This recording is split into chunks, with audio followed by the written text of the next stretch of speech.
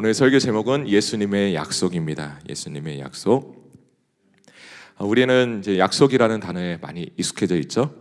약속은 한 사람이 한 사람과 단순히 동의하는 게 아니라 서로를 신뢰하게 만드는 연결고리입니다. 어제도 말씀드렸지만 이 신뢰라는 게 굉장히 중요한 거거든요.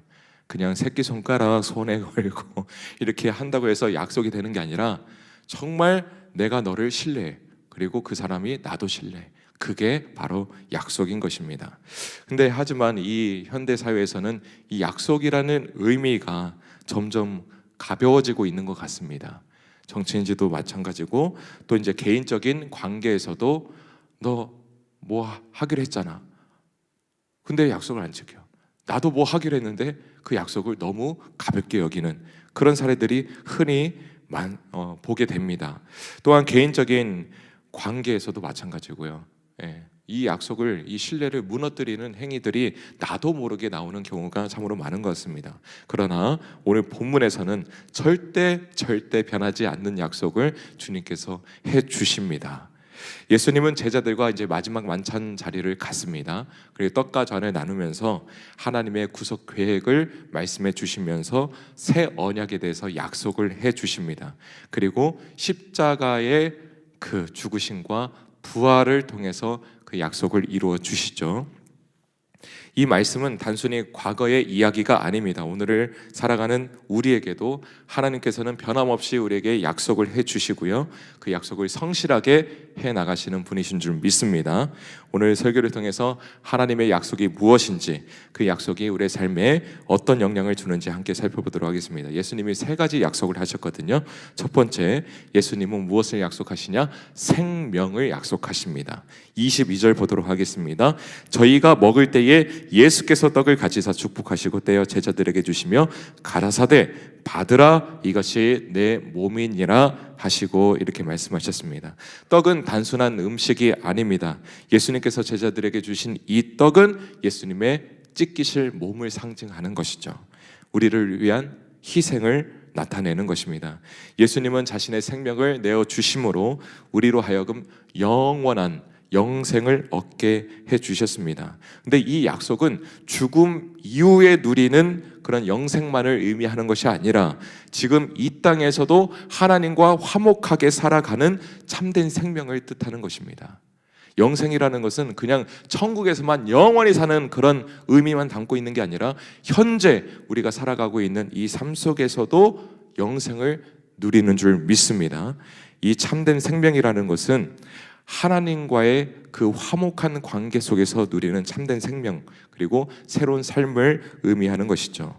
성경은 예수님 안에 있는 생명을 단순히 미래의 약속만으로만 말하지 않고 오늘 살아가는 삶의 변화를 포함한 현재적이고 실제적인 생명이다라고 강조를 하고 있습니다. 조금 더 구체적으로 살펴보도록 하겠습니다. 이 땅에서의 참된 생명은 무엇인가? 첫째, 하나님과의 화목이다. 하나님과의 화목. 예수님의 희생으로 우리는 죄에서 자유로워졌습니다. 믿으십니까? 하나님과 화목하게 됐다 이 말입니다. 이 화목은 단순히 관계의 화목을 넘어서서 하나님과 동행하는 새로운 삶을 말하는 것이죠. 로마서 5장 1절에 그러므로 우리가 믿음으로 의롭다 하심을 얻었은즉 우리 주 예수 그리스도로 말미암아 하나님으로 더불어 화평을 누리자 이렇게 말을 하고 있습니다. 우리가 하나님과 화평을 누린다는 것은 단지 죄 사함에서 그치는 것이 아니라 우리가 이제 거기에서 넘어서서 더 나아가서 하나님과 늘 동행하는 삶을 살아간다라는 의미를 담고 있습니다. 그렇습니다. 하나님과 화목하면은 우리 내면에, 우리의 영혼 가운데 진정한 평안과 기쁨이 임하는 줄 믿습니다. 세상이 아무리 어지럽고 혼란스러워도 내 상황이 너무 안 좋아도 그 속에서 하나님과 화목하게 되면은 진정한 기쁨과 소망을 우리가 찾을 수 있다라는 것입니다. 이 땅에서 누리는 참된 생명은 하나님이 내 삶을 주관하신다라는 이 간절한 소망과 그리고 거기에서 오는 확신으로부터 부어지는 것이죠. 믿으십니까? 이 땅에서 살아갈 때에 하나님과 다 화목하게 되기를 축원합니다. 이 땅에서 참된 생명 두 번째는 매일의 삶 속에서 누리는 풍성한 삶입니다. 예수님께서는 우리에게 단지 생명을 주실 뿐만 아니라 그 생명을 더 풍성하게 하겠다고 말씀해 주셨습니다.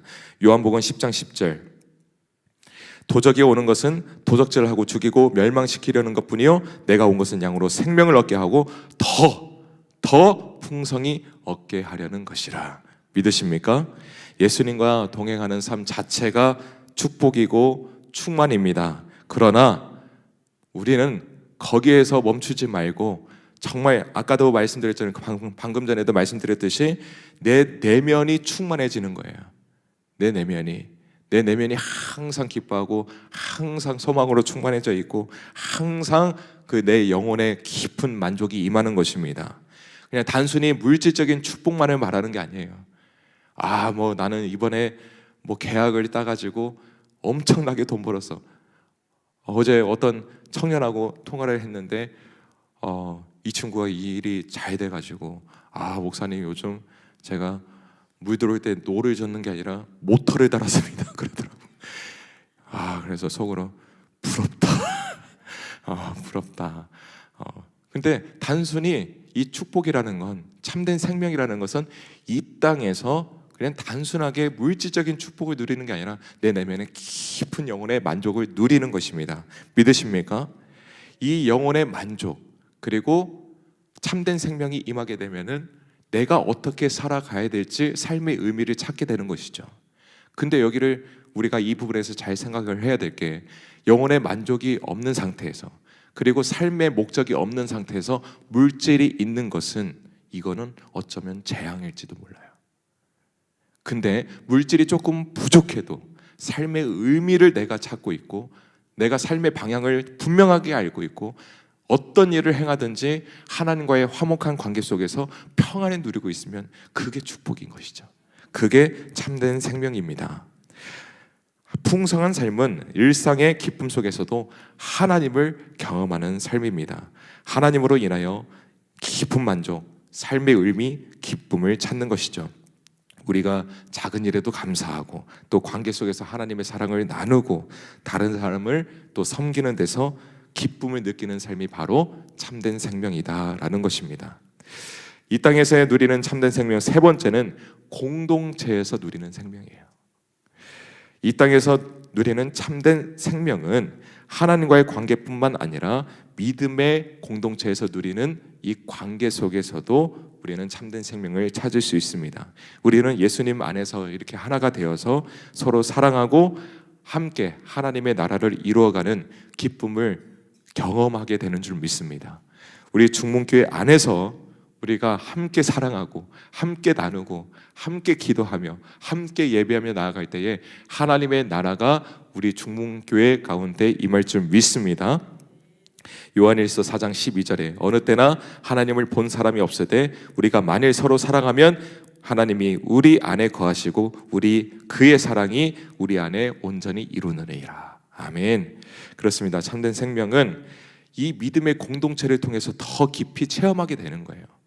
혼자 신앙생활하면 절대 그 믿음이 성장할 확률이 많지 않습니다.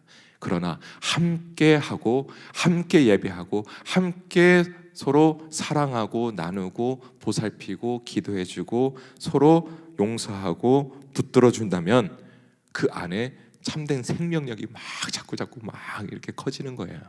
그리고 내 믿음도 더 깊어지는 것입니다. 어느 교회에 대한 얘기를 듣게 됐어요. 작은 교회인데 이 작은 교회지만 경제적으로 어려운 사람들을 위해서 자꾸 나누기로 이제 마음 먹고 계속 이제 헌신하고 또 이제 이 목사님이 교인들과 일심으로 기쁨으로 그 일들을 잘 감당했습니다. 근데 이제 그 섬김을 통해서 어려움을 겪는 그 가정들이 막 회복이 되어지는 거예요. 근데 더 신기한 거는 그 어려움을 겪는 그리고 도움을 받은 그 가정뿐만 아니라 이 교회 성도들의 가정도 회복되더라는 것입니다. 믿으십니까? 그래서 그 교회 목사님이 이렇게 고백하셨다고 합니다. 우리 안에 하나님의 나라가 이루어졌다. 이렇게 고백을 했다고 합니다. 이게 진짜 이 땅에서 누리는 참된 생명이 아닐까요?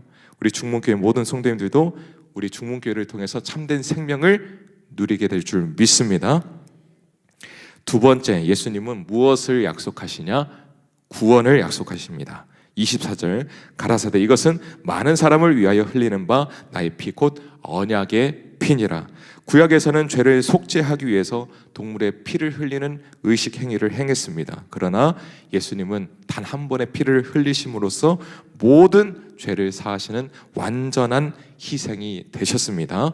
예수님은 우리의 죄와 죽음의 값을 치르시고 이제 하나님과 화목하게 되도록 만들어 주셨다라는 것입니다. 이것을 볼 때 하나님과 화목하게 될 수 없었던 우리가 다시 하나님과 화목하게 되고 구원의 이 은혜를 누리게 된 것은 우리가 무엇을 해서가 아니라, 어떤 자격이 있어서가 아니라, 어떤 공로가 있어서가 아니라 무조건 뭐다?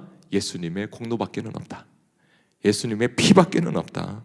예수님의 구원은 우리의 노력이나 공로에 기반한 것이 절대 아니다라는 것입니다. 전적으로 하나님에게 우리에게 주어지는 은혜의 선물입니다. 믿으십니까? 에베소서 2장 28절 너희가 그 은혜를 인하여 믿음으로 말미암아 구원을 얻었나니 이것이 너희에게서 난 것이 아니요 하나님의 선물이다.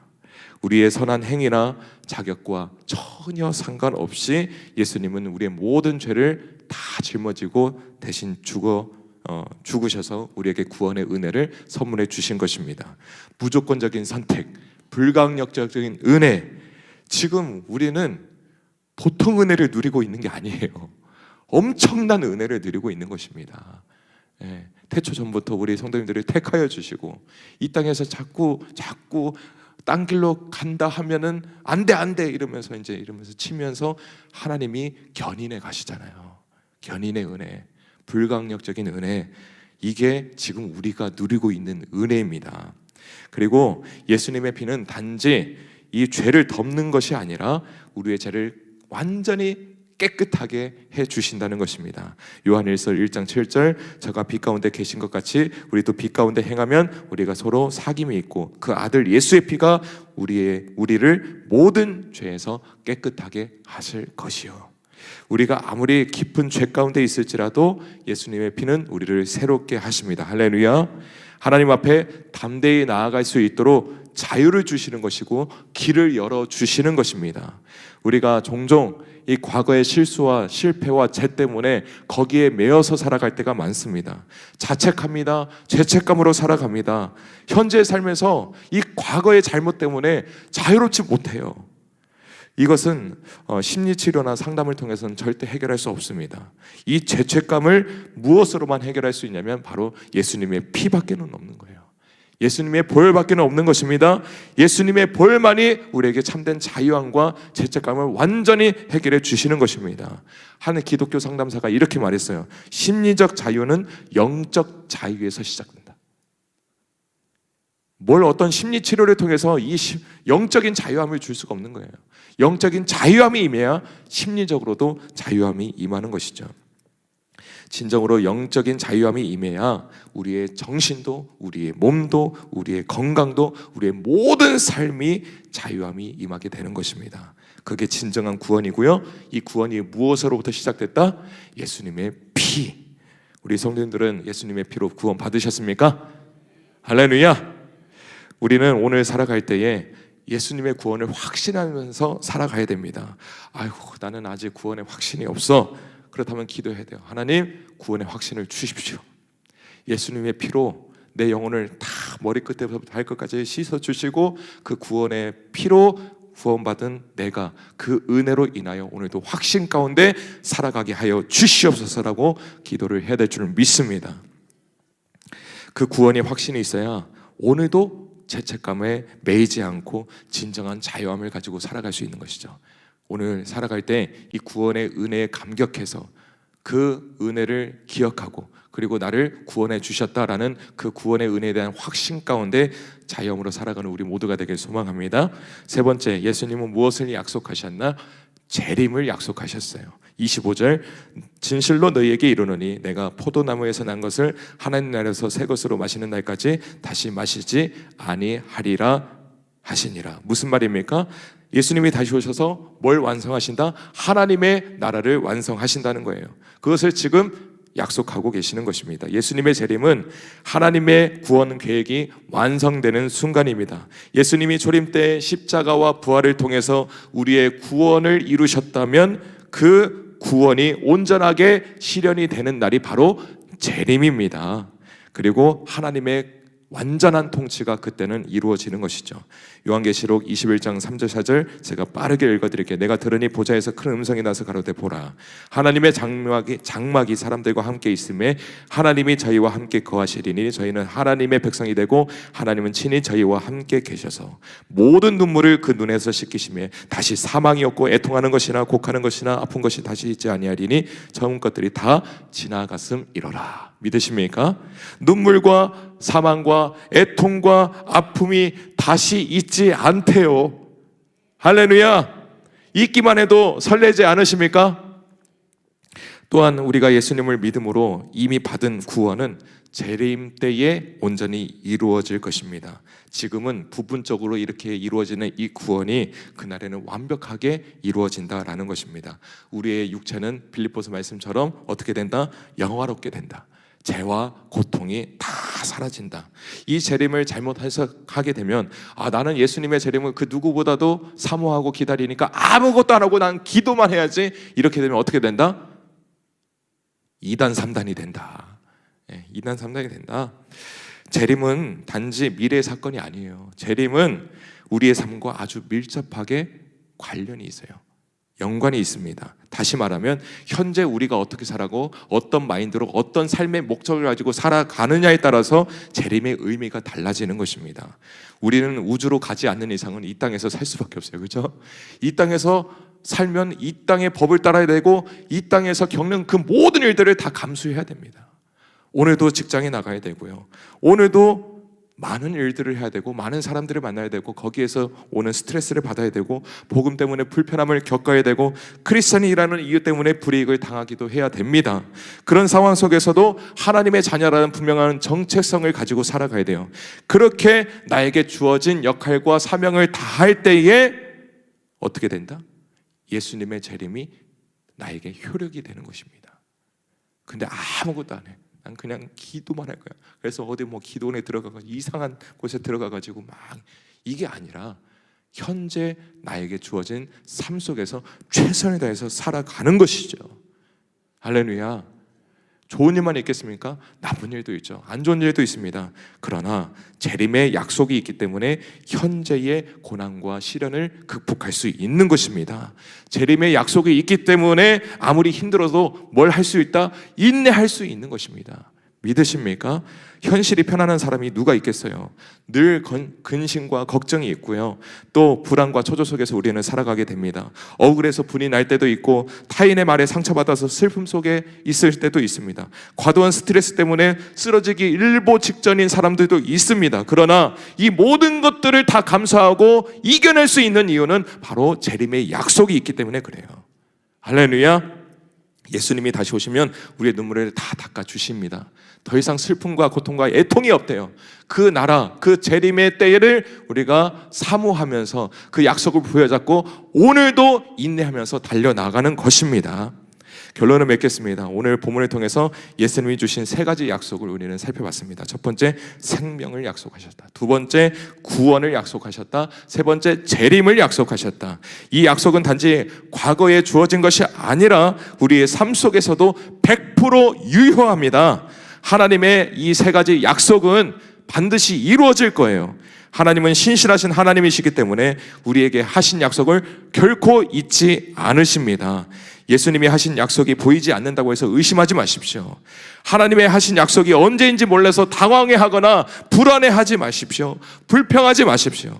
한 어린아이가 아버지와 함께 연을 나누고 있어요. 아이는 아버지에게 물어봅니다. 아빠, 연이 안 보이는데 하늘에 있나요? 이 질문을 들은 이 아버지는 이 손에 부여잡고 있는 이 끈을 보여주면서 이렇게 대답했습니다.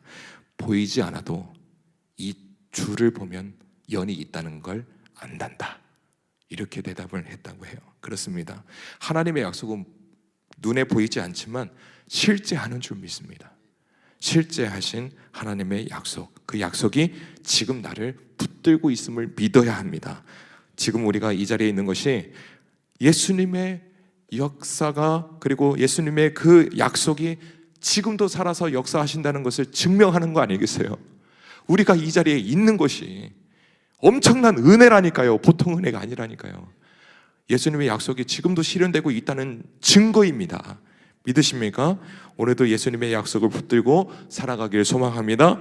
생명, 구원, 재림을 약속하셨는데 이 생구제, 이 생구제의 은혜가 우리 모든 성도님들에게 있기를 축원합니다. 기도하겠습니다. 하나님 아버지, 오늘도 말씀을 통해 예수님께서 우리에게 주신 약속을 깨닫게 해주시니 참으로 감사드립니다. 주님께서는 우리의 생명을 위해 자신의 몸을 내어주셨고 구원의 피로 우리의 죄를 깨끗하게 씻어주셨고 다시 오실 날, 그날 재림을 약속해 주셨습니다. 이 놀라운 사랑과 은혜를 늘 기억하면서 오늘도 우리의 삶을 온전히 내어드리는 우리의 삶이 되게 하여 주시옵소서. 주님, 우리가 그 주신 생명을 풍성히 누리게 하여 주시고 하나님과 화목하고 매일의 삶 속에서 하나님의 임재를 경험하며 살아가게 하여 주시옵소서. 구원의 확신을 가지고 어떤 죄책감이나 두려움이 있다면 그 모든 것들에서 이제는 초월하게 하여 주시고 자유와 기쁨으로 살아가게 하여 주시옵소서. 예수님의 재림을 믿으면서 소망 가운데 깨어있는 삶을 살게 하여 주시고 주님 오시는 그날까지 나에게 주어진 사명이 있다면 그 사명 잘 감당하여 하나님께 칭찬받는 인생이 되게 하여 주옵소서. 예수님의 이름으로 기도드립니다. 아멘.